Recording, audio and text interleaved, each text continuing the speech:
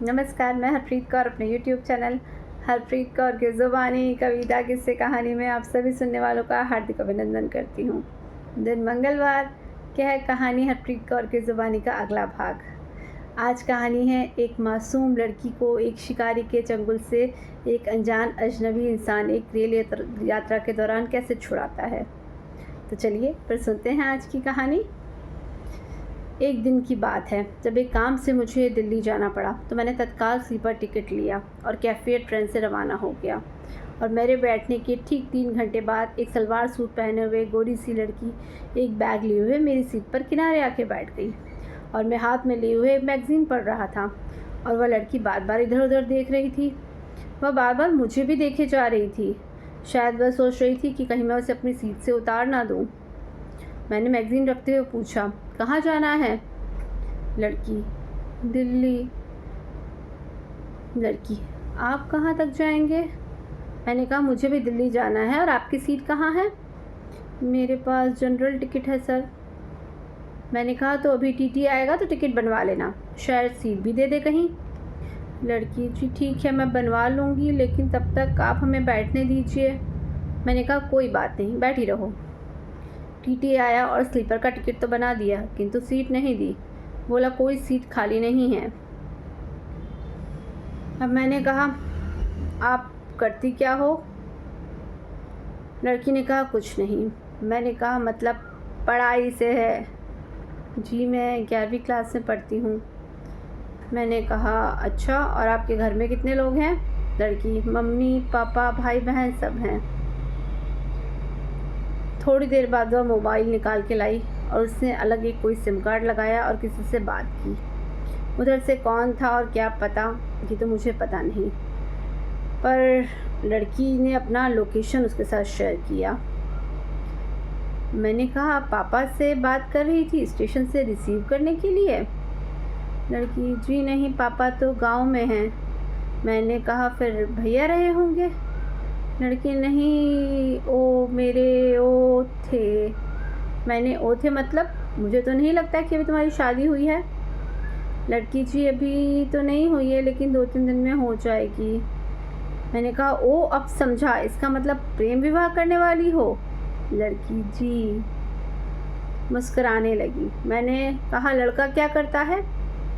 लड़की, दिल्ली में नौकरी करता है और बोल रहा था कि मुझे भी नौकरी दिला देगा, फिर हम लोग मौज से रहेंगे। मैंने कहा, काफ़ी स्मार्ट लड़का होगा? लड़की, जी बहुत स्मार्ट है और बहुत अच्छे स्वभाव का है। मैंने कहा, मैंने भी प्रेम विवाह किया है। लड़की बड़ी उत्सुकता से, आप भी भागकर शादी किए थे? मैंने, नहीं, मैं जिस लड़की को पसंद करता था वह लड़की भी मुझसे भागकर शादी करने के लिए कह रही थी, लेकिन मैंने उससे कहा, नहीं, हम तुमसे प्रेम करते हैं, किंतु उसका मतलब यह तो नहीं कि जो माँ हमें अपने गर्भ में रखती है, जो हमारे साथ रहती है, दिन रात हमारे लिए सोती जागती है, जिस पिता ने हमें उंगली पकड़कर चलना सिखाया, बाज़ार के सारे खिलौने ला के दिए, उसके प्यार को ऐसे आसानी से ठुकरा दो? उनका सर समाज में हमेशा के लिए झुका दूँ? मैं शादी तो तुम्ही से करूँगा, लेकिन माँ बाप को मना कर। और फिर एक दिन माता पिता मान गए और हम दोनों की शादी हो गई।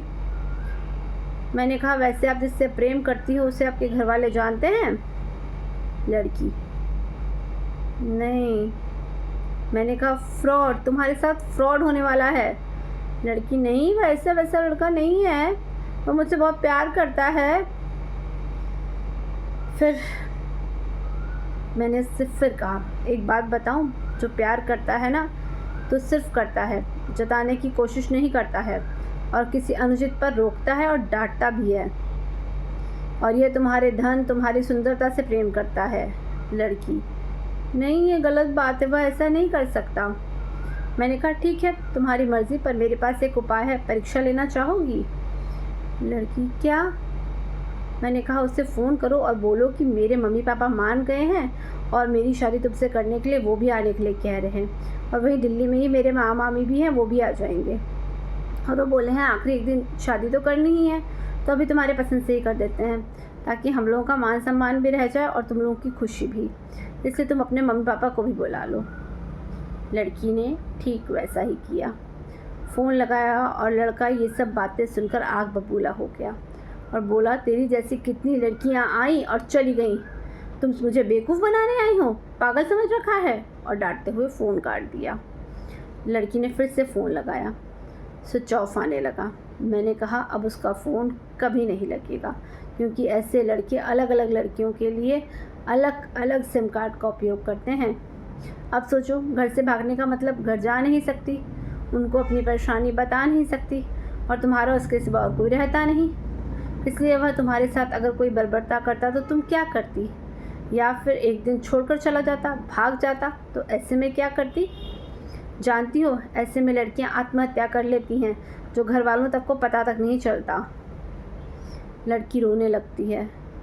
मैंने उसे समझाया, ओहो रोना नहीं है, अभी तुम्हारा कुछ भी नहीं बिगड़ा है, अब एक काम करो, अपने घर फ़ोन लगाओ। लड़की फ़ोन लगाती है, हेलो, हाँ पापा। लड़की रोने लगती है, पापा बिटिया कहाँ हो, हम सभी लोग बिना खाए पिए तुम्हें ही खोजे हैं। लड़की, पापा बस थोड़ा सा बहक गई थी, पर अब ठीक हूँ, कल तक घर पहुँच जाऊँगी। और मुझे धन्यवाद देते हुए अगले स्टेशन पर उतरकर दूसरी ट्रेन से घर के लिए रवाना हो गई। दोस्तों, इसीलिए कहा जाता है कि औलाद को इतनी मोहब्बत दो कि हर बात करे, आपसे कुछ छुपाए नहीं।